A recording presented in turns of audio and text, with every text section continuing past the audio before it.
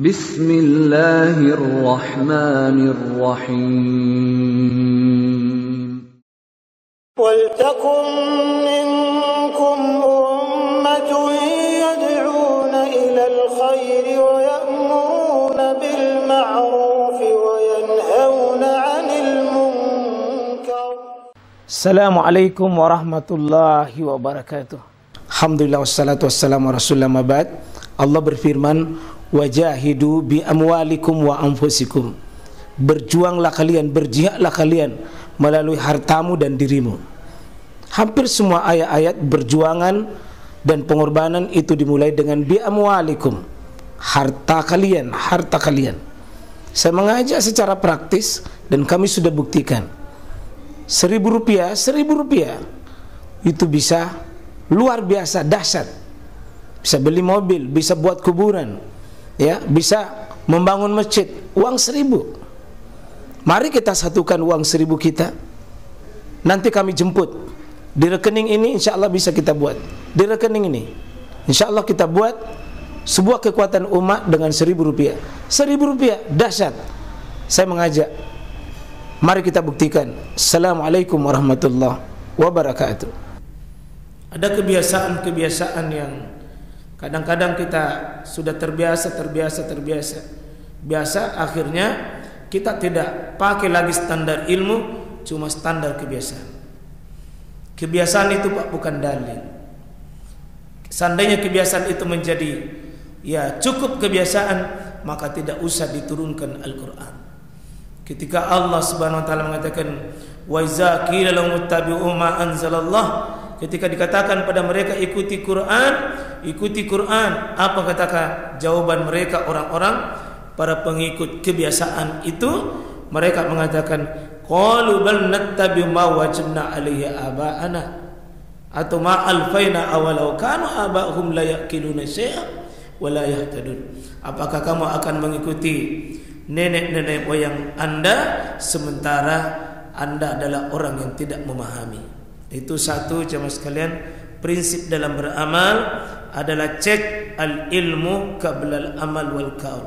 Hendaknya ilmu sebelum kita beramal dicek ada dalil atau tidak, ada dalil atau tidak, ada dalil atau tidak. Nah, itu karena kami tugasku mengingatkan kita semua dan mengingatkan diri saya. Insyaallah anak-anak kita sudah tidak ada libur ya. Mana sebagian? Oh, libur ya. Kita mau jamaah sekalian rahmatullah Allah Subhanahu wa taala dalam pembahasan tentang masih melanjutkan di tata cara masbuk. Ya, masbuk kita ketahui Pak, masbuk artinya orang yang terlambat dalam sholat. Kita secara umum disuruh menang, namanya sabik.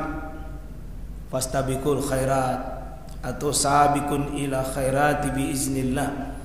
Itu disuruh menang Pak. Jangan sebaliknya. Kalau bisa Pak, jangan membiasakan itu terlambat. Jangan biasakan terlambat. Karena terlambat itu bukan ciri kebiasaan orang yang haus dengan ilmu, haus dengan amal. Kalau bisa saf pertama Ki.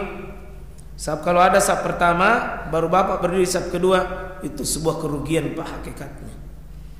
Kalau bisa kita menjadi peserta saf pertama, Masya Allah, ya, kita usahakan Pak. Kalau tidak bisa saf pertama, kalau saf pertama ini kiri kanan sama, saf kedua kita usahakan persis di belakangnya imam, ya, di belakangnya imam, dijadikan imam itu di tengah.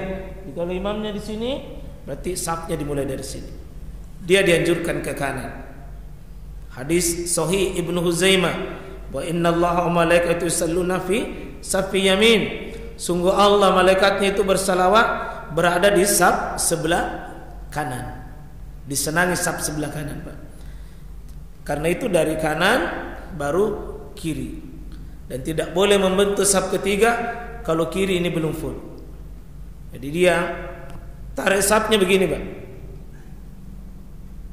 kanan kiri, baru pindah ke belakang. Jangan dari luar sini, ada masjid rawan begini, pintunya dari sisi dua kemudian mereka membentuk saf dari luar ke dalam, akhirnya kosong di tengah. Seharusnya di tengah itu jadi patokan. Nah, patokan di tengah, bukan di pinggir.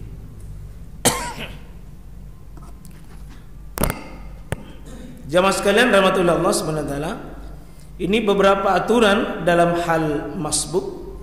Jadi maaf ya, anggaplah ini imam tak ya, ini yang masbuk di tengah ya. Kalau ada nanti yang datang tentu di sebelah sini ya. Ini aturan, jadi imam yang menjadi standar sejajar imam baru ke sini. Nah, kalau ini beri salam, maka kalau beri salam, maka orang yang datang di belakang maka bisa menjadi makmum di sini. Ini menjadi imam. Di mana berdiri, hadis yang kita sudah bacakan 3 hadis, semua Sahih Bukhari, dari Abdullah bin Abbas mengatakan bahwa pernah Abdullah bin Abbas di sini, bahwa sallaitu man Nabi SAW zata laila, pernah saya sholat di sebelah kirinya Nabi SAW, kuntu ayasari, saya berdiri sebelah kirinya, faja'alani ayamini, oh Nabi menjadikan saya pindah begini sebelah kanan. Berarti yang sebelah kiri itu akhta, keliru Pak. Sebelah kiri itu keliru, tapi kekeliruannya ini tidak membatalkan sholatnya, tetap namanya khata, kekeliruan. Tapi kekeliruan yang tidak membatalkan, maka Abdullah bin Abbas ini dipegang telinganya karena masih kecil, dikasih pin begini, maka boleh bergerak untuk sholat tak sampai di sini. Faja'alani ayyamini, kalau dia menjadikan saya sebelah kanan, kata para ulama, kalau dia sebelah kanan berarti persis sejajar dengan makmum ini, sejajar dengan ini. Ini sejajar, sejajar. Sejajar ini bukan mundur sebagaimana sebagian orang mundur. Biasa orang mundur Pak, sedikit imam maju di depan.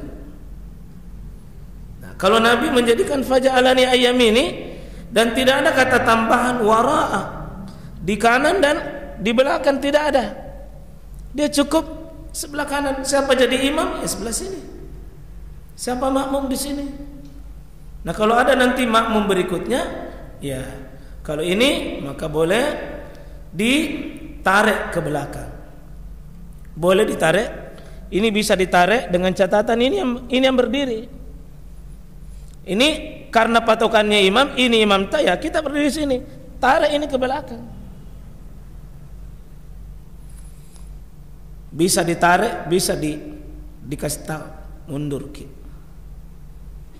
Artinya boleh bicara ini, yang penting tidak nak ganggu ini imam, bisa. Nah, itu masalah. Kalau ini tinggi besar, pakai kumis warna hijau misalnya pakaiannya, baru ini kecil-kecil, aduh, kalau ditarik ini tidak mau mundur, apa dilakukan? Misalnya ini Pak ditarik tidak mau mundur, apa dilakukan kalau tidak mau mundur? Ini tidak mau mundur Pak, tidak mau, maka boleh berdiri begini. Maka imam yang maju ini yang rapat. Kalau imam pede bisa kasih begini tangannya, kasih belakang, sehingga ini mundur dua-dua. Kalau ada tembok di sini depan, ini tidak bisa maju, maka ini yang dikasih begini ke belakang. Itu dia kalau dikasih begini juga nak dorotong, tidak mau mundur, kasih begini Pak, dia mundur. Nah, inilah cara yang dilakukan. Nah, tentu kita ketahui bahwa kalau kita masbuk, begitu kita datang, maka tidak perlu ditanya solatnya imam, solat jenis apa. Kita cuma ikut saja. Masing-masing orang berniat, ini berniat, ini berniat, ini berniat sesuai dengan solatnya. Tidak perlu ditanya, misalnya ini solat asar, ini solat asar, ini baru datang solat duhur di bandara, solat duhur Sholat mungkin, sholat duhur juga. Ini mungkin sebagiannya tidak sama Pak, tidak ada masalah.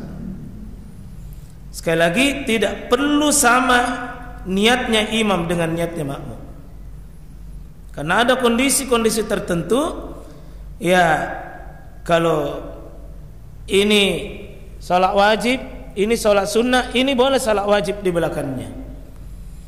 Kondisi seperti itu dalam hal-hal masbuk tidak usah kita bebani diri kita. Nah, mungkin nanti yang banyak nanti butuh kita ilmui kapan dihitung rakaatnya. Ya, pendapat yang terkuat dari kalangan para ulama adalah man adraka raka'a faqad raka. Siapa yang mendapati rukunya imam ini maka dihitung. Siapa mendapati rukunya imam maka itu adraka raka'ah, dia sudah dapati rakaatnya imam. Dengan catatan yang dimaksud mendapati ruku di situ imam masih ruku. Kalau sudah naik di atas baru kita datang ruku, itu namanya memaksa ruku. Imamnya sudah tidak ruku tapi sudah ada di atas. Yang dimaksud di situ mendapati ruku, imamnya ruku baru kita ruku. Bukan imamnya di atas baru kita ruku. Nah, kalau dia tidak didapat ruku Pak, tambah saja sesuai dengan kebutuhan rakaat kita yang tersisa insyaallah taala. Nah, bagaimana dengan Al-Fatihah? Apakah Al-Fatihah ini kalau tidak didapat? Memang ada sebagian imam mengatakan bahwa la salata liman lam yaqra bi Fatihil kitab. Ini riwayat Imam Muslim dan dipegang oleh sebagian dari mazhab Syafi'iyah, bahwa Al-Fatihah itu ukurannya. Cuma hadis ini sahih, tapi peruntukannya bisa bermakna la salata liman lam yaqra bi Fatihil kitab kalau dia imam tidak sah salat kalau dia tidak baca Fatihah.